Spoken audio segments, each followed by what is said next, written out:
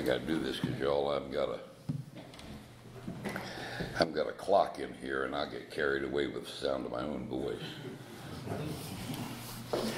My name is Mike By, and I'm an alcoholic. The grace of God and His gift to me of the program of Alcoholics Anonymous, lovingly and caringly delivered to me by people like you in rooms like this. I have not found it necessary or desirable to take a drink or a substitute drug since October 7th, well, with the exception of nicotine, caffeine, and sugar. You all laugh. I did that once on a panel, and 6 old-timers took out a hit on me. But I haven't found it necessary to take anything that affects me from the neck up since October 7th, 1985, and for that I'm eternally and profoundly grateful. I am a proud member of the Hartsville group of Alcoholics Anonymous, and we meet, strangely enough, we meet in Hartsville, South Carolina. And we meet there every day, twice a day, at 12 noon and at 6 p.m., except Monday nights we don't have a meeting. I don't know what happened Monday night, but I don't know what people are doing Monday night, but they ain't going to a meeting of Alcoholics Anonymous. And Wednesday we decided to move the meeting till 8 for some reason, because some people like to stay up late. But I'm a proud member of that group. And we meet at the Hut, which is on McFarland Avenue, 310, in Hartsville, South Carolina. So if you find yourself in Hartsville, South Carolina, either 12 or 6, and you can find your way to the AA Hut on McFarland Avenue, you will find a small but enthusiastic group of drunks. And we'd be happy to have you come share your experience, strength, and hope with us, because God knows we need it. I have a sponsor, he has a sponsor, he has a sponsor. I am fortunate enough to sponsor some people. I tell you that for 2 reasons. First of all, I tell you that to let you know I'm doing it your way this time. I'm the proud possessor of 33 white chips. And I know I threw some of them out, but when I got sober the last time, I counted the chips in my top drawer of my dresser, and there were 32 of them. And I had one in my pocket. And I put it in there just like I'd done with the other 32, because I did not intend to stay. But we'll get into that for a minute. You know, it's a little strange being here. And Tom and Wallace aren't here. And I love those guys, and I missed them, and they scared the hell out of me. I mean, you'd come here and you'd look over there at that table and they'd be sitting there, and you knew if you didn't get to do a good job and get done by 1 hour, Tom was going to kill you on the way out. And so then you get nervous and you'd accidentally cuss, and Wallace would kill you on the way out. And I don't have that fear tonight, but I'm a little afraid because Hoosier came, and God only knows what that means. And that's Japanese, Roy Hoosier, and you can ask him why.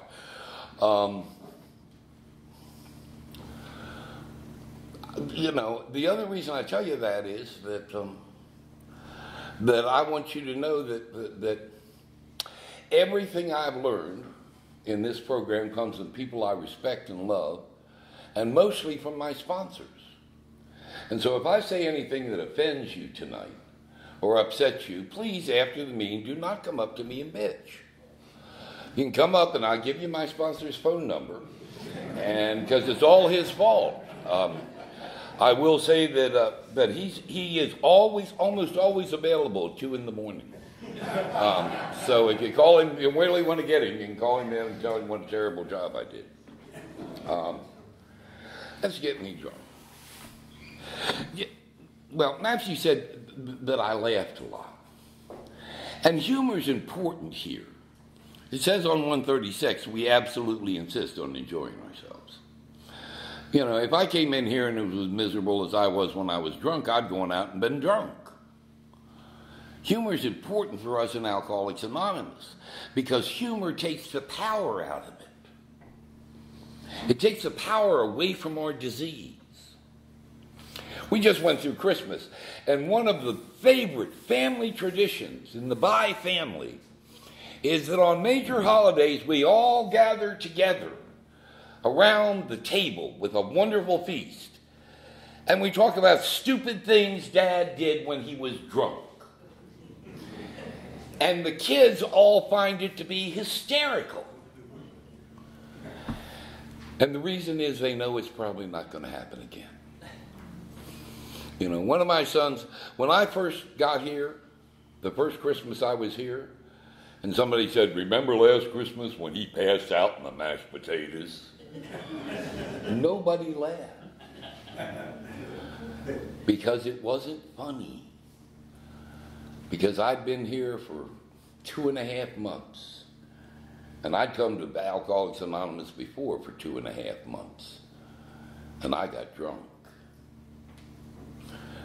38 years later, it's hysterical. My middle son tried to kill me when I was 18 months sober. He did it with forethought. He planned it, and he didn't, fortunately, I don't know, unfortunately, it didn't he missed. And he had decided the only way his brothers and his mother could live in peace was if I was dead. And 18 months sober, that probably was true in my house. Because I was insane. You see, I didn't take to this program real quickly. You know, I came in here the way I always come in here. I came in here angry. I hated you people. I hated you. God, I hated everything about it. I hated you, the things you said. I hated your slogans. God, your slogans. It's like you died and went to Hallmark, for Christ's sake. It was terrible. Yeah, easy does it. That's the bumper sticker on the lady in front of me going 25 when I got somewhere to be. You know, then they told you, don't think. And then you down on the wall said, think, think, think. You know. Humor's important because the power goes out of that which threatens us. It's important for us to laugh. Let's get me drunk. I am the youngest son of an intensely Irish, intensely Southern, and intensely alcoholic family. I was thinking today that we ought to have a theme song in my family, and it would be the Flog and Molly song. Drink, drink, drink, drink, drink, drink, fight. Because that's how we live. We would gather for family occasions, strong drink would be taken, harsh words would be exchanged, punches would be thrown, valuable antiques would be smashed, and then we'd all hug each other and talk about how wonderful it was to be family. I was 8 years old. My fondest ambition was get old enough to get drunk, cuss somebody out, slap them upside the head, break something they cared about, and hug them and tell them how much I loved them. But I grew up terrified. I mean, my family adored me. I am the only grandson of my grandfather with the by last name. I am the oldest son and only son of the oldest son. I am the one that's going to carry on the family name. You know, I was a cute little red-headed, freckle-faced boy with sparkling blue eyes and a mouthful of blarney. I was adorable and humble. But I was terrified. I was absolutely terrified all the time. Because I thought that there were expectations for me that I couldn't meet. I thought that you all thought I was better than I knew I was. And I didn't know this until I got here, but I was terrified that you would find out I wasn't as good as I wanted you to think I was. And so as a consequence, I learned how to shuck and jive and con and lie and be whoever I thought you wanted me to be at that particular moment. A whole lot of alcoholics have that trait. We can fit in anywhere. You put us in a room with 500 people, we can figure it out and do it. It's like walking around with a mirror in front of your face. Just reflect what you see. The only problem with that is, you ever seen the back of a mirror? None but black. And that's what was going on with me. Until 13 years old.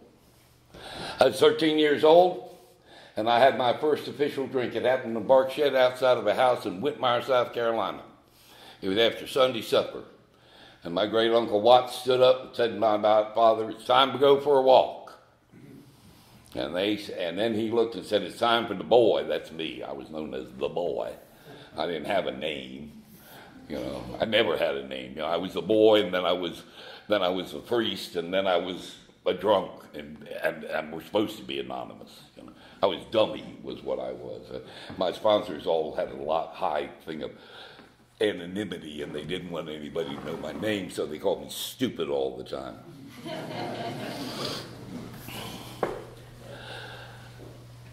But he got up and said, "It's time for the boy to come home." And we took the walk, and we walked 25 feet out the back of that house, and we turned left into a bark shed, and I thought, this is an awful short walk. And we sat down on a bunch of crates, and my great uncle reached down behind one of them. He pulled out 2 rum crick cigars, gave one to my daddy, gave one to him. They lit it. He reached down behind that crate, and he pulled out a bottle of clear white liquid. I had no idea what it was. He took the top off of it. He said some things. He took a drink of it.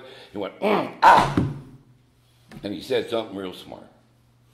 And he and my daddy talked for a while, and then he gave the bottle to my daddy, and my daddy took a drink and went, ah! And he said something real smart. Now, I know how to fit in. I'm good at this. And I figured this out real quick. You take whatever in that bottle, and you drink some of it, and you go, ah! And you say something smart.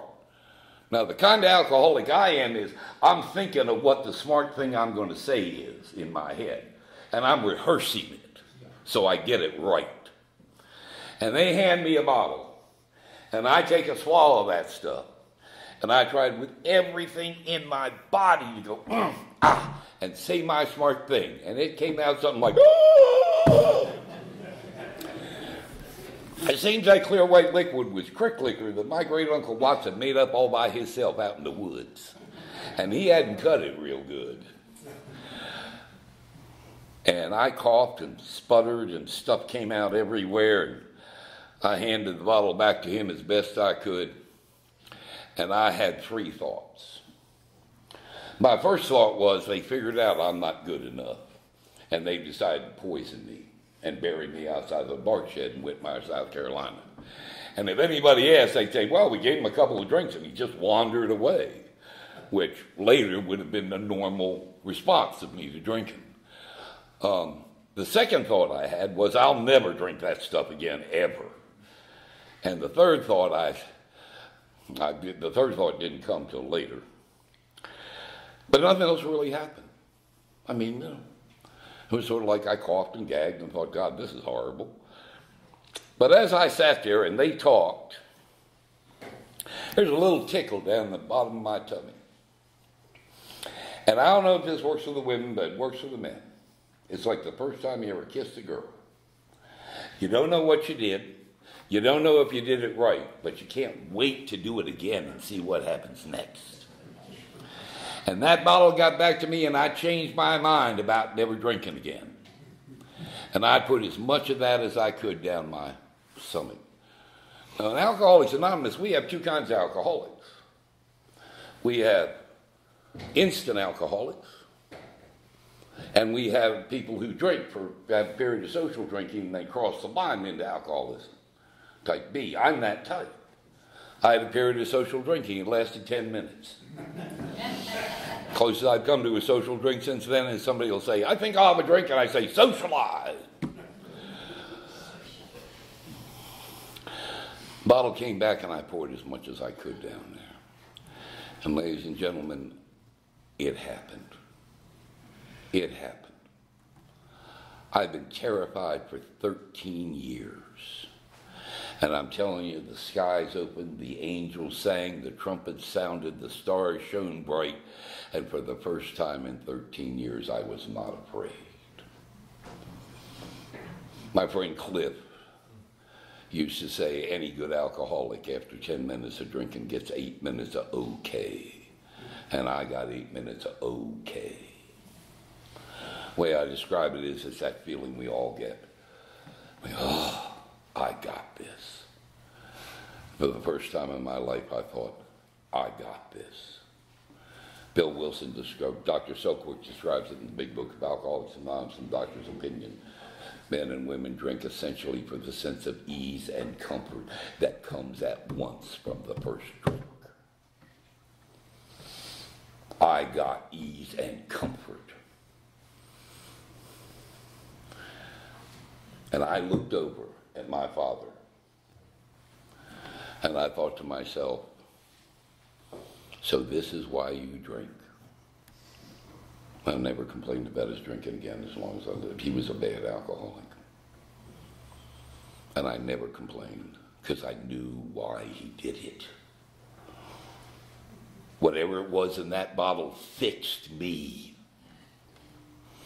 It took away my fear. I looked over at him, and I thought to myself, because he was the king, and I was the little prince. And I looked over and I thought to myself, you know, I am a man among men. I am the little prince. If you don't resign pretty soon, I might just stage a coup. Because I'm ready. Bill Wilson talks about it and says, I had arrived. I arrived on that day in Whitmire, South Carolina. And that began 25 years of raging alcoholism, augmented at times by the use of substitute drugs. I won't go into a long drunkalogue. We all know how that happens. I did the same stupid, disgusting, ridiculous, absurd things that everybody else did when they were drunk. I'm a blackout drunk and a traveling drunk. My 3 favorite questions every morning is, who are you, where are we, and what are we doing here?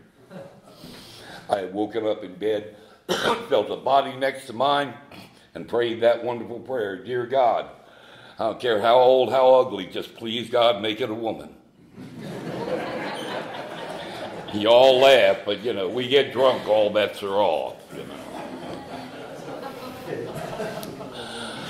I continued to drink alcoholically from that moment on. Every chance I got, I drank as much as I possibly could. I did not get to be a daily drinker until I was like 16. I'm a slow bloomer around here. But I drank all the time. Every chance I get. Because I needed to. Because alcohol fixed me. They used to say it a lot when I first got here. Alcohol gave me my wings. And then took away the sky. 1968, I was a student at Union Theological Seminary, and because of some incidents that occurred, it was suggested that I might want to drop by an AA meeting. Now, I'd been to AA meetings because everybody in my family's an alcoholic, and most of them, well, actually all of them have gone to AA, some successfully and some not successfully. My father attended his first AA meeting in 1948. He was drunk before he died in 1986. But he kept going because he knew he was an alcoholic. And I spent a lot of time wondering how come he couldn't get sober and I did. And the only answer I come up with is the grace of God. But anyway, I drank like that. 1968, I started going to AA every now and then to pick up a white chip in order to get out of trouble. I did not come here to stop drinking. You know, I asked you to be if you wanted never to see or talk to me again, you volunteered to be my sponsor. Because the minute I got one, I never got anywhere near him. I didn't work steps. I came around until the heat was off. Like my friend Harold said, I came here for back problems. Everybody was on my back and I wanted them off. You know, and then when they got off, I didn't have to come back. So I came and collected white chips, stole them, and tried to stay out of trouble. That worked until 1985. And on October 7th, 1985, I was invited to the office of the Bishop of the Diocese of Maryland. And when I got there, I realized it was an alcohol intervention. I had had my first drink that day at 7:15 in the morning.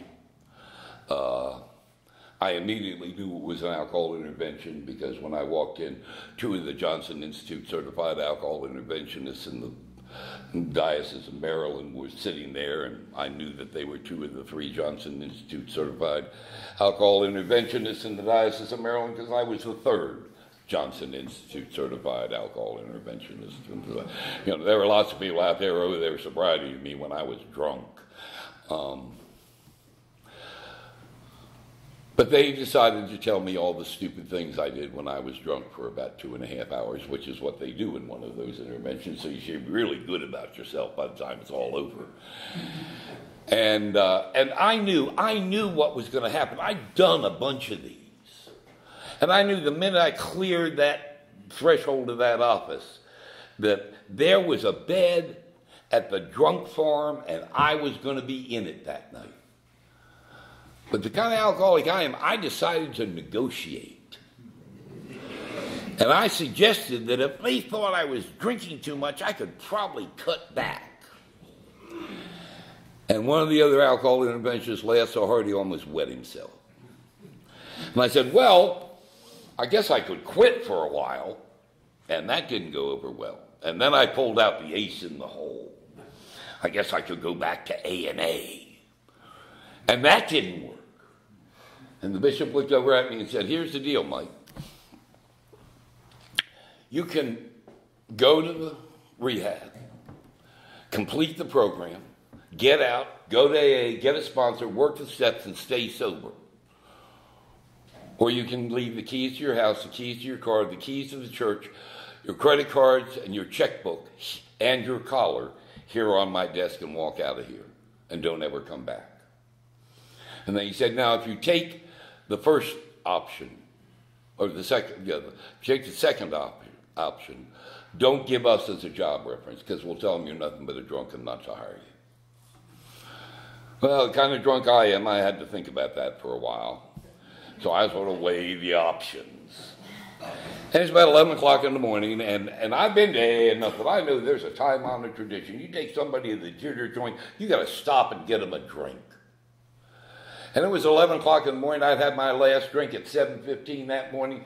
And if you're a drunk like I am, you get that funny feeling down in your tummy that, you know, you're about to turn into a human vibrator.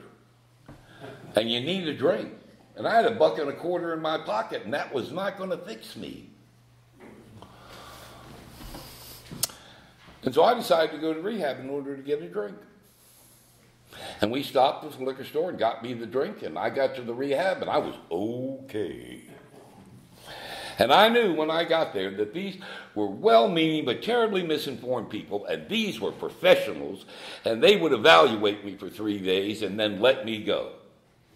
38 days later, in a 36 days later, in a 28-day program, I was allowed to go home. Now, I don't know what the difference in that program and any of the other places I was. But I do know one thing. The good people of Alcoholics Anonymous in the Annapolis, Maryland area, several of whom were members of my congregation, got together one night after a meeting and had a discussion over coffee. And the topic of the discussion is, what are we going to do with the drunk priest? And they came up with a really great idea. They would take the meanest, nastiest, ugliest human being in Alcoholics Anonymous in the Annapolis, Maryland area, and they'd force him to be my sponsor. I don't know who they were getting for, but they got both of us.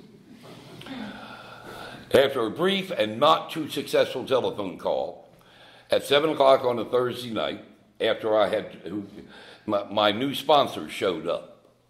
Now, I had told him that the meeting was 5 minutes away from my house, and it was an 8:30 meeting.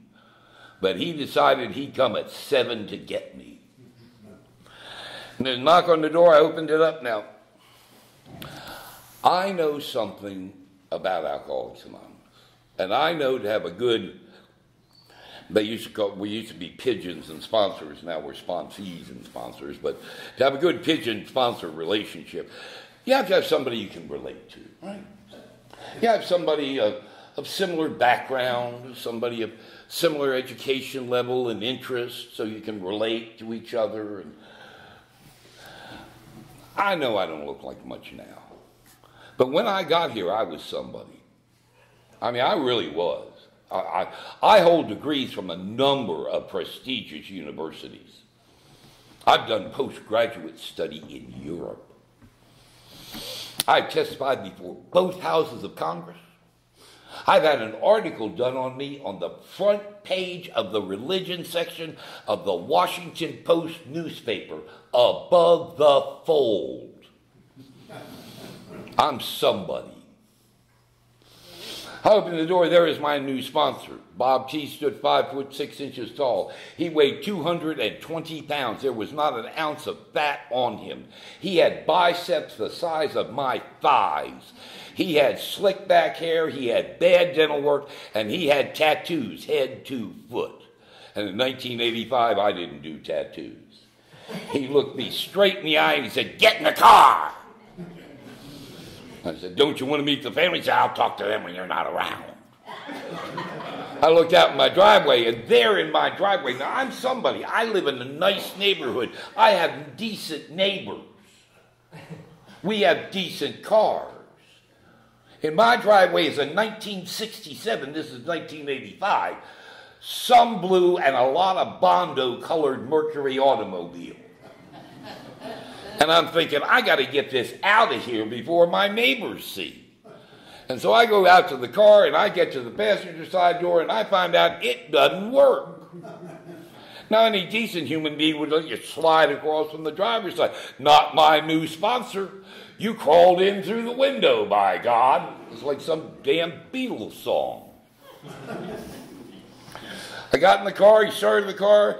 He started to back out of the driveway, and I found the most unique feature of his vehicle was that the front seat was not attached to the body of the vehicle. So when he went backwards, I went forwards, and when he went forwards, I went backwards. I have not had a drink for 36 days. I am in the death trap of an automobile, going to a meeting with a bunch of stupid people with stupid signs in a church basement. I did not get here and say, "Oh, thank God I'm home." I got here and said, "Thank God I'm alive."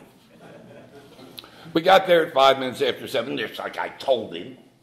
We sat in the parking lot, we talked. Well, he talked, I tried to talk, he'd care less what I have to say. Finally I said, "Bob, well, you know I'm doing my 4-step. He said, "Not anymore." I said, "I beg your pardon?" And he said, "You're not doing your 4-step. I said, "Why is that?" He said, "Because I'm your sponsor. And I tell you what to do." And I didn't know it worked that way. I thought they were suggestions. Bob missed all the suggestion part in the big book. And I said, "Well, what am I doing?" He said, "You're doing step 1A. I went, "Step 1A? Was I powerless? We're going to work on powerlessness?" He said, "No, stupid. Step 1A is a step that comes before 1. I said, "Well, what's step 1A? He said, "Get in the car." I practiced step 1A for the next 4 months. Get in the car. Every night. Get in the car. Go to a meeting. If we go in, don't say anything. Don't talk. Why not? You tell them who you are and what you are, and you see I need to listen. I say, "Well, I don't understand." He said, "Who you are is Mike, what you are is an alcoholic. Next words out of your mouth are, I need to listen." I said, "You mean you want me to pass?" He said, "You never pass in AA. I said, "Well, what do I do?" He said, you say you need to listen." I said, "Why would I say that?" He said, "Because you need to listen, stupid." I said, "Well, suppose I have something to say." He said, "We don't care. Anything out of your mouth's a lie. I'm a priest. I don't lie." After the meeting, we go pull out. He goes pull it out. I fly in the back seat. Down the road we go. We get to my street. He misses it. I go, Bob, I think you missed the turn." He said, "Nah, we're going to Denny's." Denny's. I am personally acquainted with the head chef and owner of Le Leon d'Or restaurant, in the 5-star restaurant in the Watergate Hotel. I can walk in there anytime I want to and get a seat, get a chair and a table. I don't do Denny's. I don't do Denny's with Bob and his 4 tattooed friends. I don't do Denny's with Bob and his 4 tattooed friends in the corner booth where all the windows are in case somebody walks by and sees me. But we go to Denny's. And we don't leave Denny's till 11 o'clock at night. You know, they eat ice cream, I drink coffee. They talk, I try to talk. Nobody could care less what I had to say. He takes me home. We do that every night for 4 months. I can't figure this out. I'm thinking, well, he's married, he has kids. I mean, shouldn't he stay at home with his family one night? You know, there's something, he's got to have something to do at night. And then I'm thinking, well, he's such a jackass, you know, I'm doing Al-Anon service work by keeping him out. One night we leave Denny's at 10 minutes of 11, a little early. And as we're making the right-hand turn into my neighborhood, the guy who's running the liquor store is turning the open light off. And I know why we stay at Denny's till 11. And I look at him with that look that every pigeon gives his sponsor. I know what you're doing. And he looked over at me with those soft, gray, loving sponsor eyes, and he said, "That's okay, Mike. I don't like you either." And he didn't, because I wasn't likable. But he loved you drunk enough to give up his nights, because he knew if he dropped me off at 9:45, I'd double back, hit that liquor store, and I'd be drunk tomorrow. I didn't work the program. I didn't do the steps. I lied to Bob. I lied to everybody in AA. I'd show up at meetings. He'd say, "How's it going?" I say, "Oh, it's going wonderful. Love this life. Just great not drinking. You know, have wife's and Al-Anon. Everything's just spectacular." And I'd go home and I'd drop kick the dog across the living room rug. Chase my kids with bats and knives because I didn't like the way they said thank you. That's why Robert tried to kill me. Now, if you're here for back problems, if you're here to get people off your back, and you just want to get everybody to back off from you so you can go on about your life, don't ever, ever, ever do this. But I made a terrible mistake at 10 months sober. I was crazy. I was insane. I had every mental illness known to man. I was either going to drink, I was going to kill myself, or I was going to kill a large number of other people. I liked option 3 best. And I went to the Arnold's 12 and 12 meeting Saturday morning. And my sponsor was there. By that time, I'd been allowed to drive. I had to pick up 3 other guys that I didn't like, one of whom didn't bathe regularly. But Bob told me I had to do it. When I told him, "I don't like those guys." He said, "I didn't ask you if you liked them." I said, "Give him a ride, they'll meet him." I said, "Well, Tom doesn't smell good. He doesn't bathe." He said, "I didn't ask how he smelled. I said, take him to a meeting, dummy." So I took Tom and the other 2 guys to the meeting, and Bob was there. And for some strange reason that day, I told him the truth. I told him I was insane. I wanted to kill somebody. I don't know who, me or somebody else. I said I wanted to drink so bad I could die. And he kind of knocked my hand. He kind of looked at me and with those big gray sponsor eyes and said, "Well, I guess life will just unfold as it unfolds." And I grabbed him by the shirt collar, and I was petrified of this man because he threatened bodily harm on a regular basis. "Don't do that, I'll break your kneecaps." And I grabbed him, and he knocked my hands around. He said, "What do you want me to do?" And I said, "Well, you're so smart, why don't you tell me what to do?" And he said, "Well, why don't you join AA?" I said, "What do you think I've been doing for the last 10 months? And he said, "Visiting." And he was absolutely correct.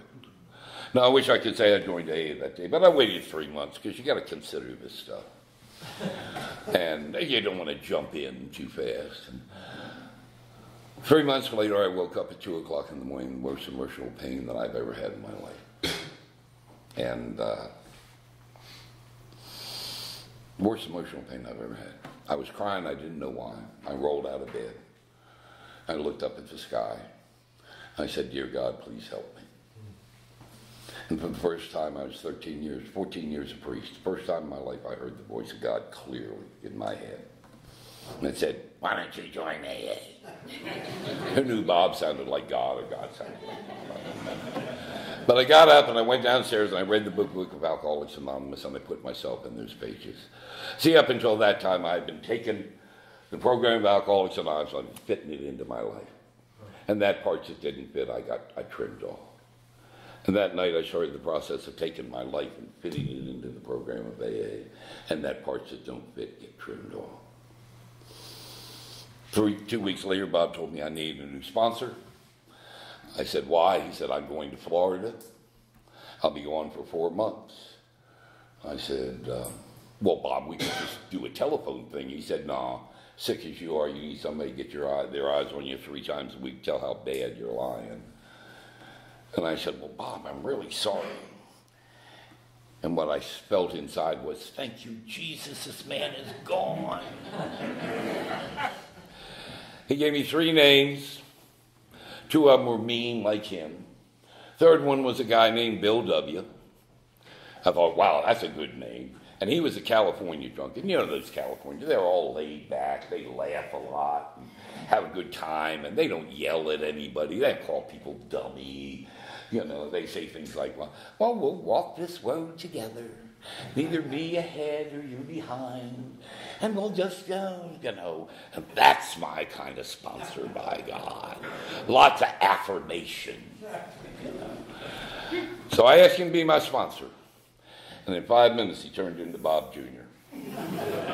Figured out my name was Dummy, and he didn't need to think anything else. But what he did do was he took me through the steps, and this time I actually listened. He got me to the first step, and he said, you suffer from the disease of perception. The world's like this, and your mind's like this. And as a consequence, you constantly experience what's known as cognitive dissonance. What that means is, that's a fancy word for things don't look the way I want them to, so I'm pissed off. He said, you've been drinking, so the world goes and matches. What we're going to do is we're going to move your mind and go so it matches. Unfortunately, my mind's like a rubber band. And the minute you let go, it goes bling. So I have to go to a lot of meetings. I have to work the steps all the time. I have to talk to my sponsor. I have to continually work at this because the rubber band keeps wanting to spring back. Step 2, he introduced me to a God I didn't know. I had a degree in God. I worked for God, for heaven's sakes. And I knew a lot about God.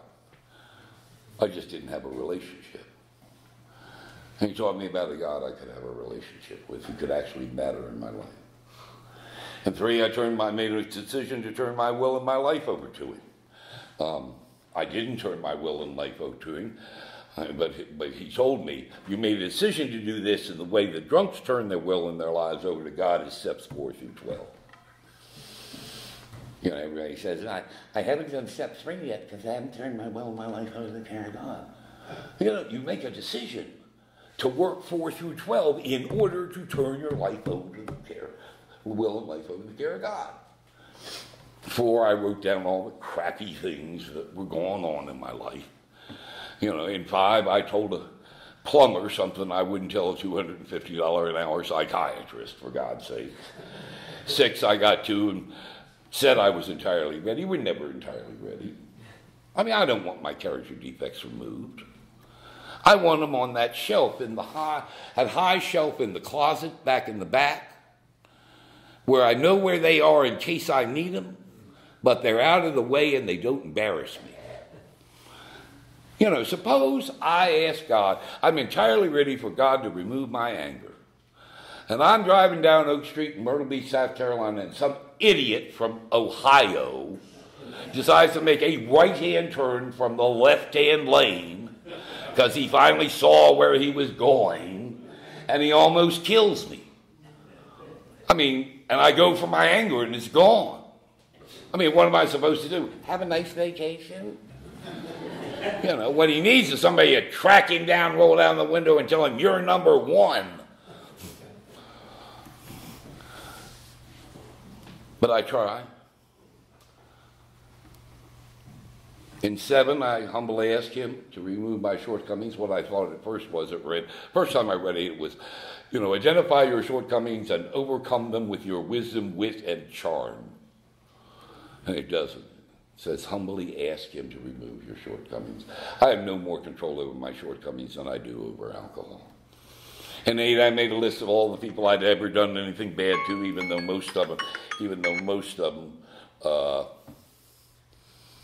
deserved twice what they got. In 9, I tried to make amends as best I could. Some of that went well. Some of the amends I meant was when he threw me out of the office and said he never wanted to see me again. I have never seen him again. 10, I take personal inventory every day. I'm waiting for the day that I can sit down and say, I did everything right.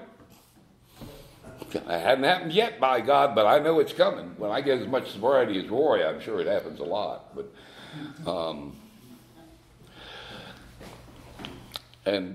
I sought through prayer and meditation. I pray every day, every morning, every night, and several times during the day. And I think I've had a spiritual awakening. The report of other people in my life is I'm very different than when I got here. The report of other people in my life is that I am a much different and much more tolerable human being than when I arrived here.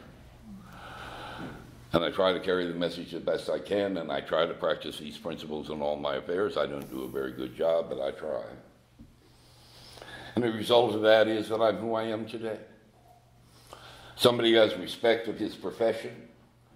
When the bishop calls me to Charleston, they no longer call to bishop me about some terrible thing, stupid thing I did when I was drunk. Today, most of the time, they call me down there, and the question is, what are we going to do with this other drunk priest?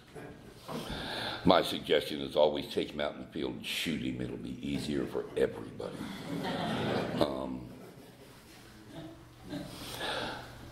I've gotten a whole bunch of gifts. My family's been restored to me. My kids talk to me. They like me. They want me around. That was not true when I got here. When I was sent off to the rehab, they almost had a party because I wasn't going to be there for 28 days. But now they love me and they care about me. My grandchildren have never seen me drunk, and they all think I'm pretty cool, which isn't bad. But I got several other gifts, and they are important to me. I got a relationship with a God who absolutely adores me, warts and all. Who loves me because of my sins, not in spite of them. Who looks at this poor, stupid drunk and sort of shakes his head and says, God help him, we just have to love him. And through that love and the way it's been expressed in this program by you people, I've gotten a little bit better. I have the privilege and honor of sitting with the finest people in the whole wide world, and those are members of Alcoholics Anonymous. I have the opportunity at any time, day or night, to hear the voice of God. And all I have to do is go to a meeting of Alcoholics Anonymous and listen very carefully. And I will hear the voice of God. God's an alcoholic. I got proof. I've heard him speak in closed meetings, Alcoholics Anonymous, and only drunks can get in there. But if you listen very carefully, sometimes it sounds like Joel, and sometimes it sounds like Sabrina. Sometimes it sounds like Matthew and Harold, and God occasionally it even sounds like Hooser. That's when it gets real scary. But I can hear the voice of God anytime I want to. And all I have to do is go to a meeting of Alcoholics Anonymous and listen to everybody. If you try that, listen to the person you hate the most in the rooms. There's always some goof in the room and you just can't stand him. He runs his mouth forever. He shares and takes 5-7 minutes, doesn't say a thing, talks a lot about inner child and psychobabble and all that crap. And you just can't stand him. And then one day he says something in a meeting and it hits you. and it's the voice of God. And my sponsor told me when that happens, you have to go up afterwards and shake their hand and thank them for what they said. And so I got up and I went and I thanked him for what he said. And God, now he thinks I like him. And now before the meeting he wants to hang out with me. And now when we go to coffee he wants to come along. And nobody likes him. He's awful. And then you go to a meeting, a speaker meeting, an anniversary meeting of an AA group. And you're sitting there with all the cool kids who are your friends. And he walks in late and goes and sits alone at a table in the back. And you sit at the table and you say, I'm not going to do it. I'm not. And next thing you know, you're walking back there and you're saying, come on, man, come sit with us. And he comes and he sits with us and he talks, and all of a sudden your cool kid friends like him better than they like you. All because he sounded like God one time. I have been honored and privileged to sit in rooms with people like you. I have been cared for. I have been kicked in the butt. I've had times when those 4 horsemen came riding down my throat, and you were there. I've had times when things were spectacular, and you were there. And you were there to bring a message of hope. That's what we sell in here, is hope. They told me when I walked in, it doesn't have to be this way anymore. I thought they were lying. If you're new here or you're recent here, it doesn't have to be this way anymore. This is the place God lives. This is the place love lives. And this is the place sobriety lives. 2 men drinking in a bar in Alaska. One was a very religious man, one was an atheist. Very religious man said to the atheist, he said, an atheist said to the very religious man, I don't believe in your God. Very religious man said, why not? He said, I gave your God a chance to prove himself. The very religious man said, well, tell me about it. He said, well, about 3 months ago, I was stuck 150 miles north of town in a blinding snow blizzard. And I knelt down in the snow and I looked up at the sky and I said, dear God, please save me. The very religious man looked at me and said, well, surely you must believe you're here. He said, no, some damn Eskimo came along and showed me the way back to town. 38 years ago, I was stuck in a blinding snow blizzard 150 miles north of town. An Eskimo by the name of Bob T came along, and he showed me the way back to town. Numerous times in the last 38 years, I've been stuck in that same slow blizzard, that same 150 miles north of town, and every time, God has sent an Eskimo from Alcoholics Anonymous to take my butt back to town and sit my butt in a seat in a meeting of Alcoholics Anonymous. If you have any problems tonight, if you have anything bothering you, I pray to God you'll find an Eskimo. Look out for a guy who says, get in the car. I believe in the power of prayer. Tonight as I kneel down at my bedside, I will ask the God of my understanding if each and every one of you can have 24 more hours of this life. If you happen to remember it, if you happen to have a God of your understanding, if you happen to be in communication with that God, and if you happen to remember it, I would very much appreciate it if you ask the God of your understanding if I can have 24 more hours of this life, because I absolutely love it. Thank you all very much for 12-stepping me one more time tonight.